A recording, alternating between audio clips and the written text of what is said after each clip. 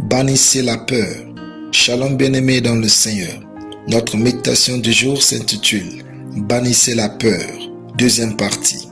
Nous tirons notre texte dans Job 3, le verset 25 et 26 qui nous disent ceci.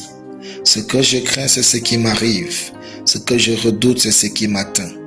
Je n'ai ni tranquillité ni paix, ni repos et le trouble s'est emparé de moi. » Alléluia. La peur est l'arme que le diable utilise pour arrêter et déstabiliser les enfants de Dieu. La peur est ce que l'ennemi utilise pour vous faire fuir votre grandeur et abandonner votre place dans le succès. Refusez d'avoir la peur. Elle attire le diable dans votre vie parce qu'elle suggère que vous lui reconnaissez la capacité d'influencer le cours de votre vie.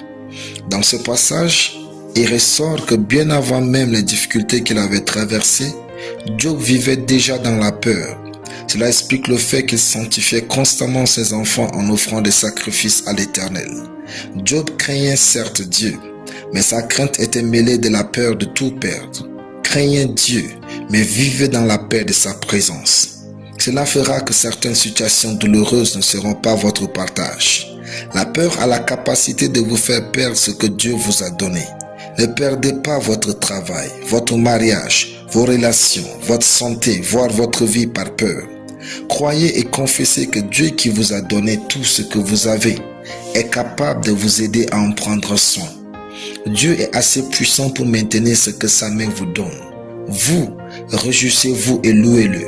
Dieu aime que vous soyez heureux à cause de lui. La peur muselle les talents et emprisonne les destinées glorieuses. Croyez en Dieu et domptez la peur. Vous n'avez pas besoin de vous sentir rassuré pour faire quelque chose de grand et de beau avec Dieu. Surpassez votre peur. Ayez toujours en tête la personne que vous voudriez être et agissez bien. Pensez toujours à ce que vous valez et non à ce que vous ressentez. Faire ce que Dieu vous dit et non ce que la peur vous fait voir. Votre grandeur se trouve au-delà de votre peur. C'est ce que David avait compris avant de rencontrer Goliath. Ce dernier faisait peur et tout le monde fuait devant lui. Mais David l'a affronté, car il voyait ce qui se trouvait au-delà de la panique générale. Ne laissez pas la crainte des autres dicter votre vie. Ne laissez pas l'opinion publique définir votre vie. Faites ce que vous croyez juste pour votre vie et pour l'honneur de Dieu. Faites-le dans l'amour, la foi et surtout dans l'humilité. Alléluia. Prions. Je suis béni et heureux de vivre au-delà de la peur sous toutes ses formes au nom de Jésus. Amen. La lecture biblique en une année, Psaume 106 à Psaume 110. Soyez bénis. C'était le pain du ciel.